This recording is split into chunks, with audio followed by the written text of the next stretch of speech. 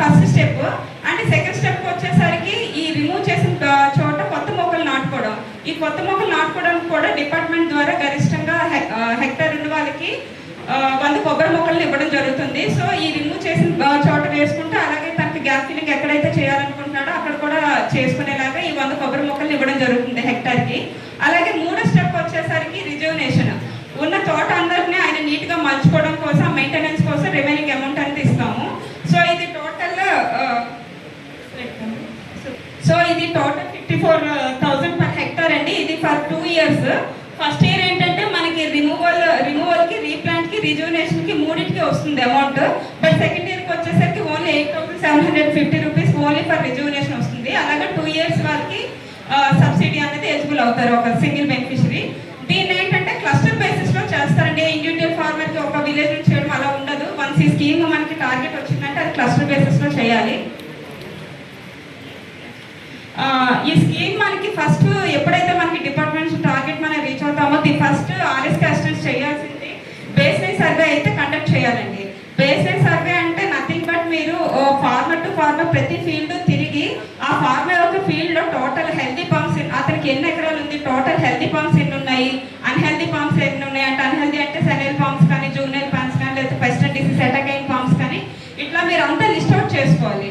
List of once అది పైన ఉన్నది అయితే అది బేస్ లైన్ సర్వే విలేజ్ లెవెల్లో.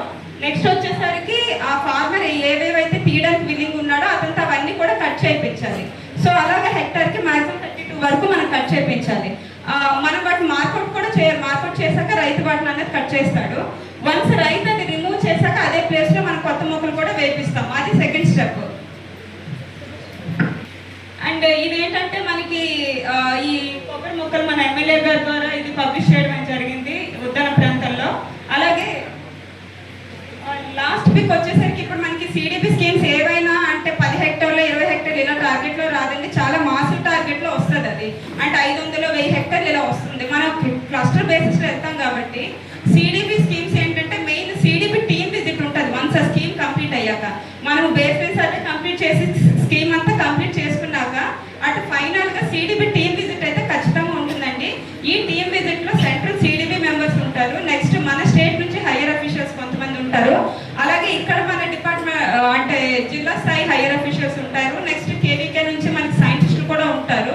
సో వీళ్ళందరూ ఒక టీమ్గా ఫామ్ అయ్యి మనకి ఆ స్కీమ్ ఇన్స్పెక్షన్ గురించి వస్తారు. సో ఆ స్కీమ్ ఇన్స్పెక్షన్కి వచ్చినప్పుడు ఆర్ఎస్కే అసిస్టెంట్స్ ఖచ్చితంగా రికార్డ్ మెయింటెనెన్స్ అనేది ఉండాలండి. ఇప్పుడు from the base line survey మనం ఏదైతే మాట్లాడుకున్నామో అక్కడి నుంచి ప్రతి స్టెప్ కూడా రికార్డ్ ఉండాలి ఆర్ఎస్కే అసిస్టెంట్ దగ్గర. అంటే తీసిన ప్రతి ఫోటో కూడా జియో ట్యాగ్ ఫొటోస్ అయి ఉండాలి. నాన్ జియో ట్యాగ్ ఫొటోస్ అయితే యాక్సెప్టబుల్ కాదు. మేజర్ స్టెప్స్ ఏవైతే ఉన్నాయో రిమూవల్, రీప్లాంట్, రిజ్యూనేషన్, వీటన్నిటికి ఒక్కొక్క స్టెప్ ఒక్కొక్క ఫోటో అయితే ఖచ్చితంగా తీసుకోవాలి. వాటిని మెయింటైన్ చేయాలి. రికార్డ్ అయితే మెయింటైన్ చేయాలి.